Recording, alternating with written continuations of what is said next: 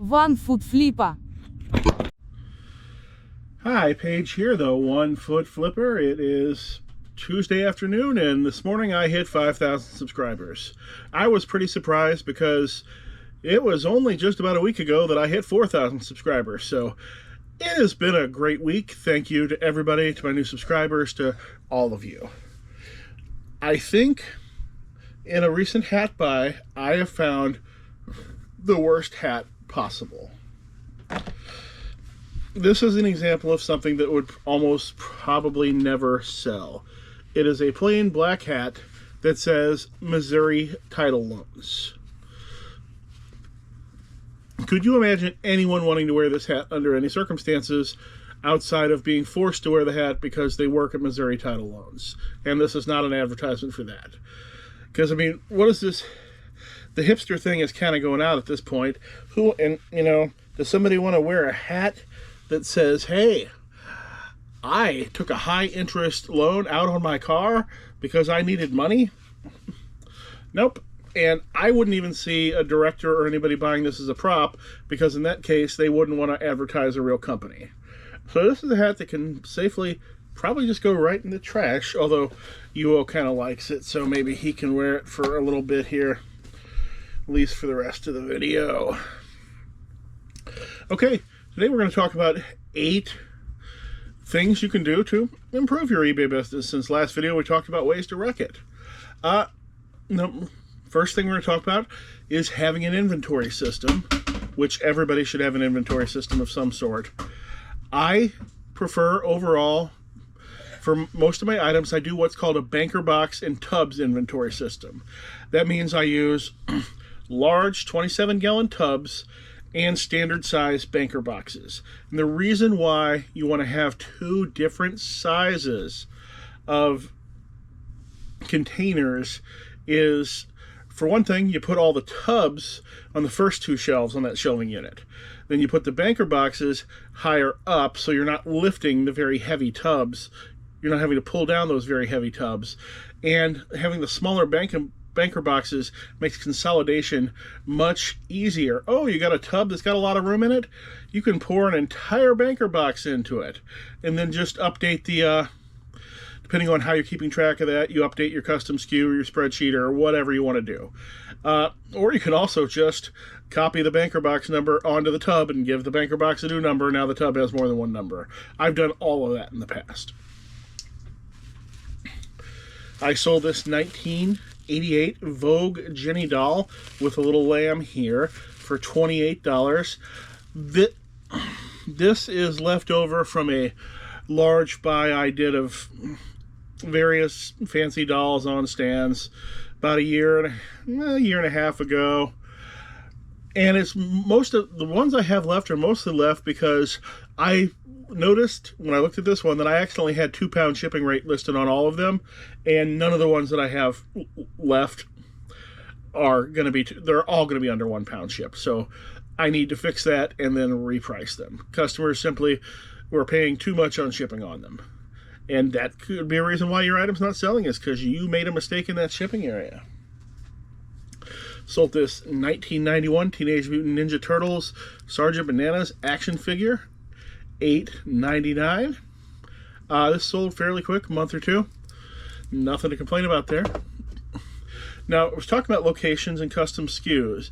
Most people keep track of their location in the custom SKU field. This is something that if you're trying to do everything on eBay on your phone, that you probably aren't even going to be seeing for the most part.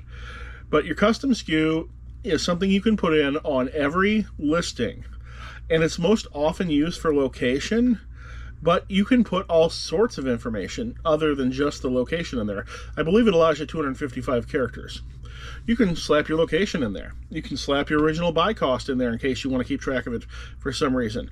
You can slap that original listing date in there if you want to keep that information, because if you're like me, when those items are getting older, you're going to end them and relist them, and you're actually going to lose that original list date. So if you want that, you can do that. If you're doing consignment for whatever reason, you can put your consignor's name on there. Sometimes I put packing notes in there.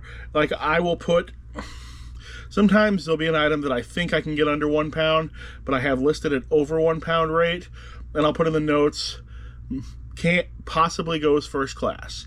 And the reason why I want that info there, sometimes if I make a decision based on an offer and I see that I could probably ship it for cheaper than I have listed, it's good information to know. Sold one tiny little plastic miniature, a Battle Mech miniature, $6.99. He was in a whole collection of not Battle Mech miniatures. Took me a while to figure out what he was. I sold the rear shell to a Game Boy. But when you get those broken Game Boys, especially the old ones, just take them apart and sell the pieces. Rear shell sold for $6.99. I'm actually pretty sure that these working original Game Boys actually do part out for more money than they are worth working. And the parts do sell because people want to restore them and customize them and repair them. Third thing you can do is if you've got bookshelves, like I've got bookshelves over there, I like to put everything on the shelf. Every new item I always put it on the right hand side, then I shift everything to the left. Or you can go the other way around. The reason why you want to do that is it helps you identify what those oldest items are. The reason I shift to the left is because my shelves continue behind another shelving unit, and thus the farthest things on the left are hardest to get to. But that lets you know that those items on that one side are the oldest, and it also lets you know to start looking in one direction. Start looking in the direction of the newest items when you're looking for something, and then you can start looking that way, and you're going to look through less items looking for it.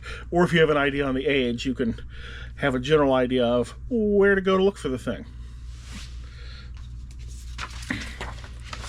I sold this Magic the Gathering in-store event poster dated October 2014. This has been up for a while. They gave this to me back when I worked at the game store. Perhaps, actually with this date, they probably gave this to me years before I worked at the game store.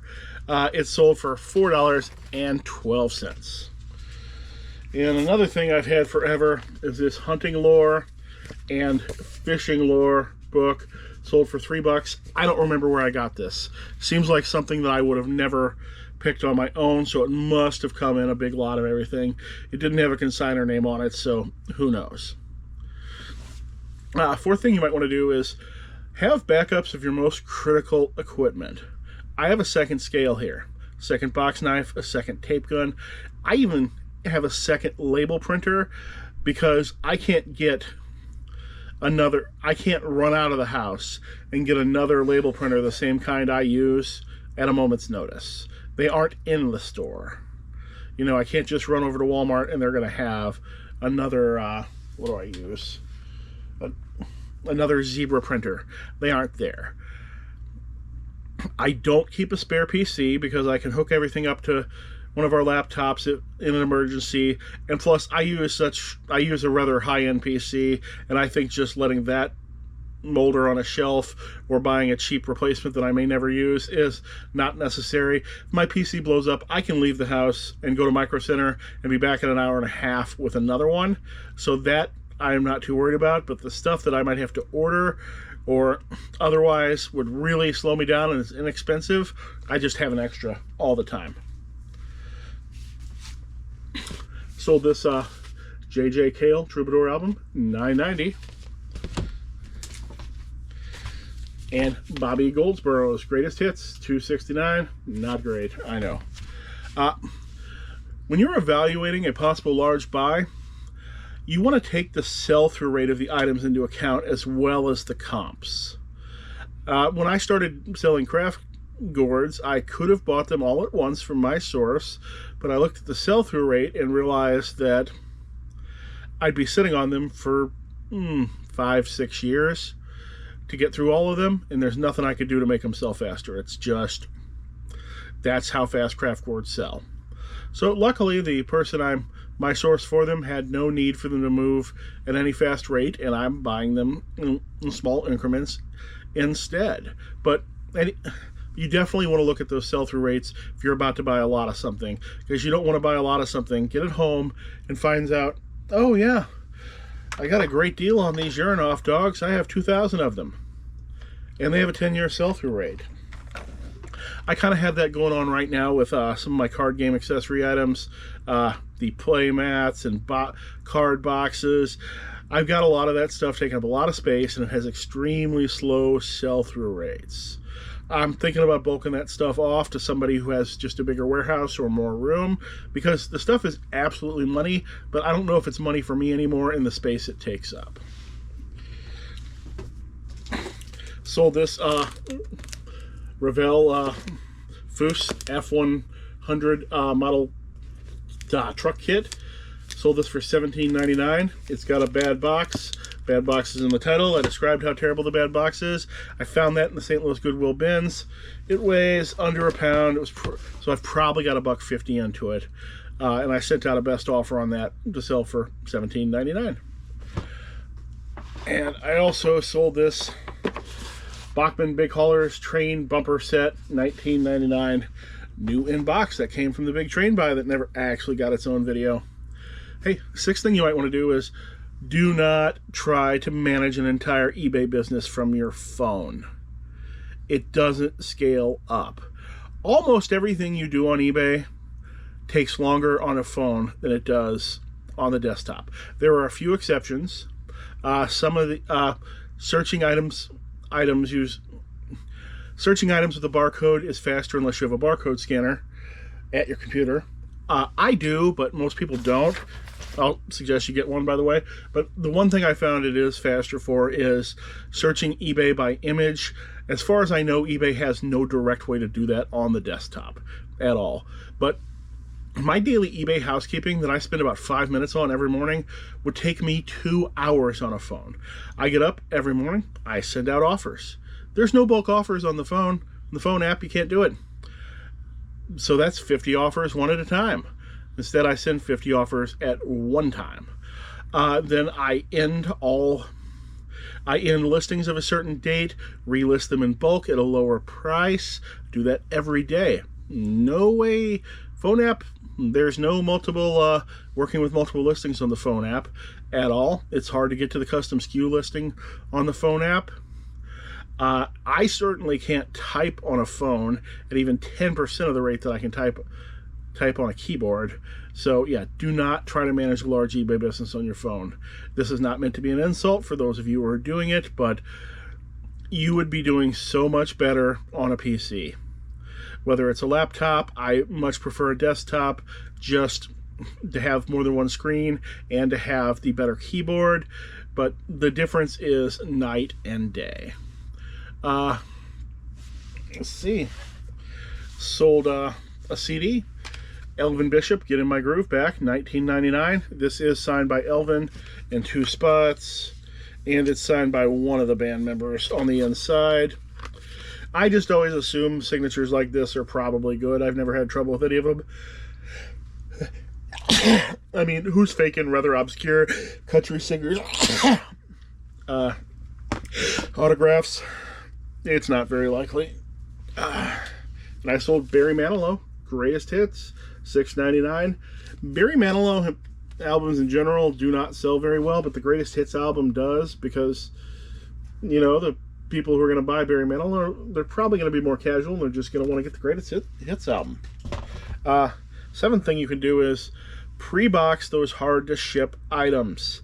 That way you're not going to have any surprise shipping costs. You're not going to find out that once you actually went to ship it, that the box weighs 2 pounds more and it's 3 inches more in every direction, and it costs $20 more to ship than you had figured. Or you're not in a terrible rush to find the right box or the right packing materials to ship out that large item. An example of something I should have pre-boxed but did not was this Telco 24-inch animated witch. Sold this, I believe, for just under $60. This was a $5 garage sale pickup. I made a listing of it that included a video so they could see it working, and it sold way before I ever got around to trying to pre-box it. So hopefully my estimates were good there, and the people aren't in Washington or otherwise the furthest possible part of the country, because the further somebody is away from you, the more any misestimates in your shipping weights or dimensions can add up to come back and bite you. All right, and my last tip for today is record mailers. Record mailers are a great box to stock, even if you don't really sell records. They are just great for valuable books. Anything else that's going to be large, that's going to be flat and large and relatively fragile. And the actual dedicated record mailers, they are just so much more sturdy than just putting a bunch of layers of cardboard on something, because those layers of cardboard are gonna bend much easier than the actual record mailer that has strong sides to it. So you should stock those even if you don't sell records. And I think that's all I've got for today. Thank you so much for subscribing. Thank you for telling your neighbor's wife's milkman about my channel. I've seen him in the comments, so you had to have told him. That's all I got. Hope to see you again soon.